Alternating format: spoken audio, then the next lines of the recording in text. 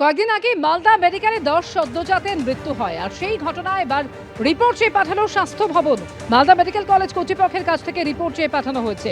মালদায় নবজাতকের মৃত্যুর হার বেড়েছে, তার কারণ জানতে চাওয়া হয়েছে। মালদা মেডিকেলে একদিনে 10 সদ্যজাতের মৃত্যু নিয়ে এমনই জানিয়েছেন স্বাস্থ্যমন্ত্রী। মৃত্যুর হার মালদায় বেড়েছে, সঙ্গে মালদায় আরেকটা জিনিস আছে, রডেন্ট ক্যানাইন পেস্ট, এর একটা সমস্যা আছে। আমরা প্রত্যেকটা শোকজ করা হয়ে গেছে।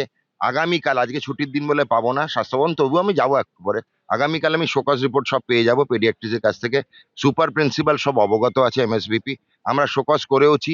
প্রত্যেকটা কেস ওয়াইজ যে কটা মারা গেছে কেস ওয়াইজ কারণ জানতে চাওয়া হয়েছে। আমরা নথিগুলো পাই, তথ্য পাই, যা যা দরকার করণীয় সব দেওয়া হবে, সব করা হবে। কয়েকদিন আগে মালদা মেডিকেলে 10 সদ্যজাতের মৃত্যু হয় এবং সেই ঘটনায় রিপোর্ট চেয়ে পাঠিয়েছে স্বাস্থ্য ভবন। শ্বাসকষ্ট, জন্ডিস এবং হৃদযন্ত্রের সমস্যায় ভর্তি ছিল সদ্যজাতরা। 10 জনের মধ্যে 8 শিশুকে আনা হয়েছিল অন্য হাসপাতাল থেকে। প্রাথমিক রিপোর্ট পাঠিয়ে দেওয়া হবে পূর্ণাঙ্গ রিপোর্ট। সদ্যজাতদের মৃত্যু নিয়ে এমনই প্রতিক্রিয়া মালদা মেডিকেলের সুপারের।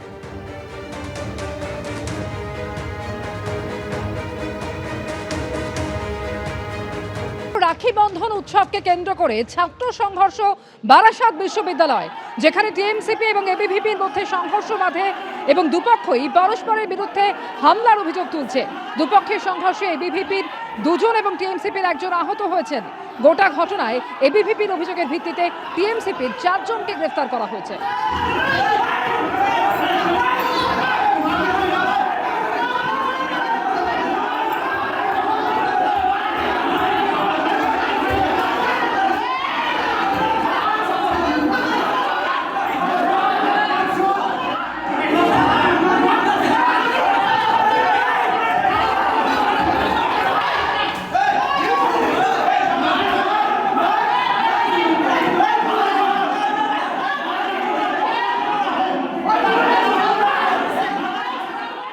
দেখুন, বিশ্ববিদ্যালয়ের ভিতরে পরিবেশকে শান্তিপূর্ণ রাখার দায়িত্ব হচ্ছে বিশ্ববিদ্যালয় কর্তৃপক্ষের।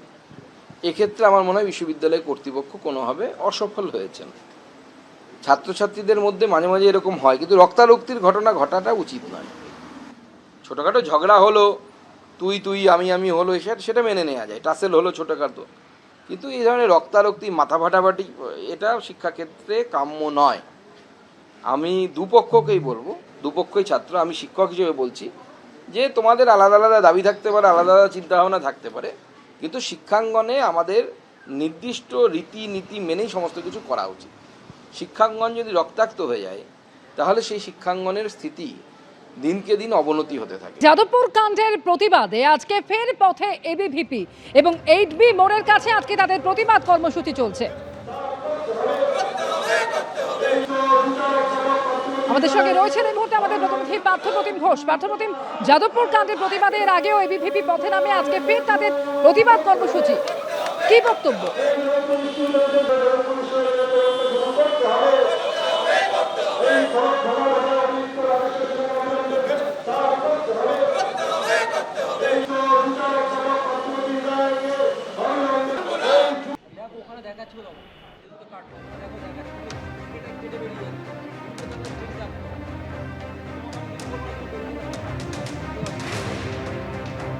যাদবপুর কাণ্ডের প্রতিবাদে ফের আজকে পথে এবিভিপি এবং প্রতিবাদ কর্মসূচি পালন করা হচ্ছে।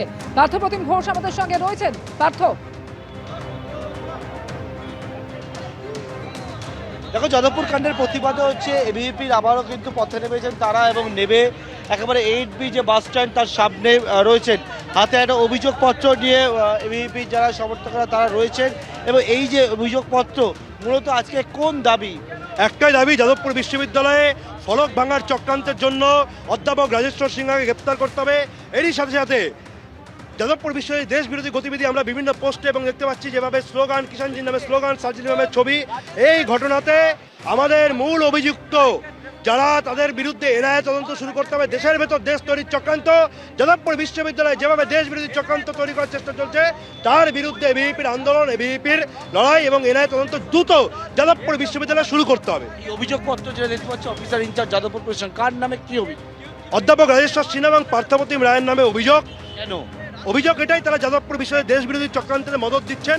এর জন্য দায়ী জুটা, ছাত্রদের চেয়ে অনেক বেশি দায়ী জুটা। তাদের বিরুদ্ধে ন্যায় তদন্ত করতে হবে। তারা অনেক দিন ধরে এসব করে এসছেন, আর সহ্য নয়। তারা টিএমসিপির সাথে এবিভিপিকে গুলিয়ে ফেলছেন, সেটা আমরা করতে দেবো না। দেখতে পাচ্ছি একেবারে যাদবপুর বিশ্ববিদ্যালয়ের যে ঘটনা, গত বুধবার থেকে তুমি দেখেছো যে পরিস্থিতি তৈরি হয়েছিল, এবং তার পরবর্তীকালে আবার নানা সময় এখানে কিন্তু আন্দোলন, এবং আজকেও দেখতে পাচ্ছি এবিভিপির যারা কর্মীরা রয়েছেন, সমর্থকরা রয়েছেন, তারা একেবারে 8B বাস স্ট্যান্ডের সামনে তারা তাদের বিক্ষোভ কর্মসূচি পালন করছে, এবং তারা বলছেন যে তারা দুজন অধ্যাপকের নামে তারা অভিযোগ দায়ের করতে চলেছেন। এবং সেই মতো দেখতে পাচ্ছি যে 8B বাস স্ট্যান্ডের সামনে এবিভিপি সমর্থকরা তারা বিক্ষোভ দেখাচ্ছে।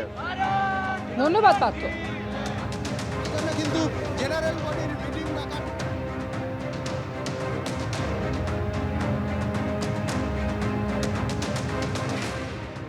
সিপিএম এবং বিজেপির সংঘর্ষে উত্তপ্ত হয়ে উঠল আগরপাড়া, যেখানে সিপিএম এর পার্টি অফিস ভাঙচুর করা হয় এবং সেই ভাঙচুরের ঘটনাকে কেন্দ্র করে অশান্তির সূত্রপাত। দুপক্ষের মধ্যে সংঘর্ষ আর সংঘর্ষে বেশ কয়েকজন আহত হয়েছেন।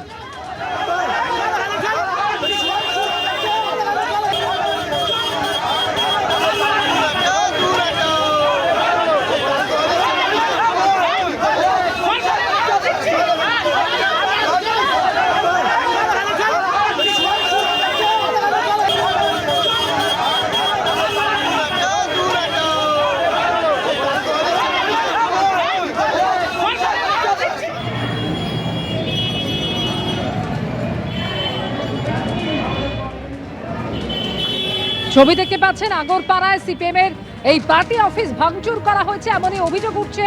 সিপিএম কার্যালয় ভাঙচুরের অভিযোগ, এবং অভিযোগ তুলছে বিজেপির বিরুদ্ধে।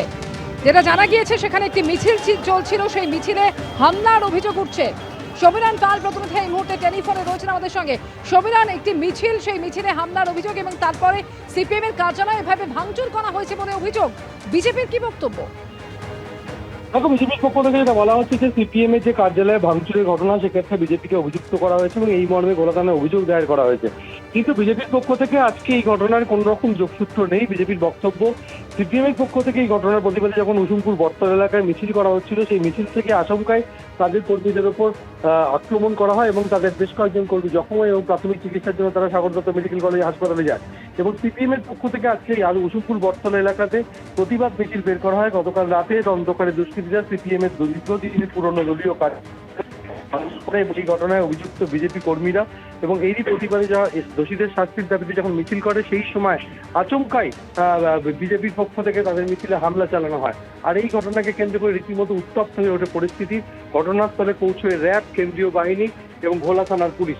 পুলিশের পক্ষ থেকে পুরো অভিযোগটি খতিয়ে দেখা হচ্ছে, কারণ তাদের বক্তব্য হচ্ছে যে গতকাল রাতে উসুমপুর বটতলা এলাকায় সিপিএম এর দলীয় কার্যালয়ে ভাঙচুর করা হয়, জানলার কাঁচ ভেঙে ফেলা হয়, রীতিমতো দণ্ডমণ্ড পরিস্থিতি তৈরি হয়। গতকাল রাতেই ক্ষোভে সরব হন সিপিএম কর্মীরা এবং রাতেই ভোলা থানায় অভিযোগ দায়ের করেন। এবং এই ঘটনার প্রতিবাদে দোষীদের গ্রেপ্তারের দাবিতে আজকে যখন মিছিল বেরিয়েছিল এলাকায়, উসুমপুর বটতলা এলাকায়, সেই সময় সিপিএম এর মিছিল চলাকালীনই দুপক্ষের মধ্যে সংঘর্ষ হয় এবং এই সংঘর্ষে দুপক্ষের বেশ কয়েকজন জখম হয়েছে।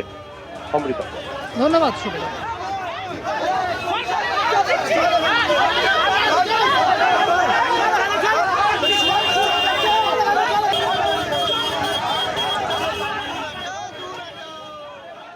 দেখুন, আমরা তো এর আগে ভোটের পর আমরা তো দেখেছিলাম যে বিজেপি বহু জায়গায় সিপিএম এর পার্টি অফিস খুলে দিয়েছে, আমি বলবো না, কিন্তু বিজেপি আসার পর সিপিএম এর পার্টি অফিসগুলো বন্ধ ছিল, সেগুলো ঝাঁপ খুলেছে। এবার আমার বক্তব্য হচ্ছে যে যারা যাদবপুরে দেয়ালে লিখে রাখেন ভারতের টুকরো হওয়ার কথা, তাদের পার্টি অফিস একটু কেউ টুকরো টুকরো করে দিয়েছে, তা আমাদের কোনো রোল নেই। যারা টুকরোর কথা বলে তাদেরই হয়তো অপোজিট কেউ কিছু লবি টুকরো করে দিয়েছে। এবিপি আনন্দ, এগিয়ে থাকে, এগিয়ে রাখে।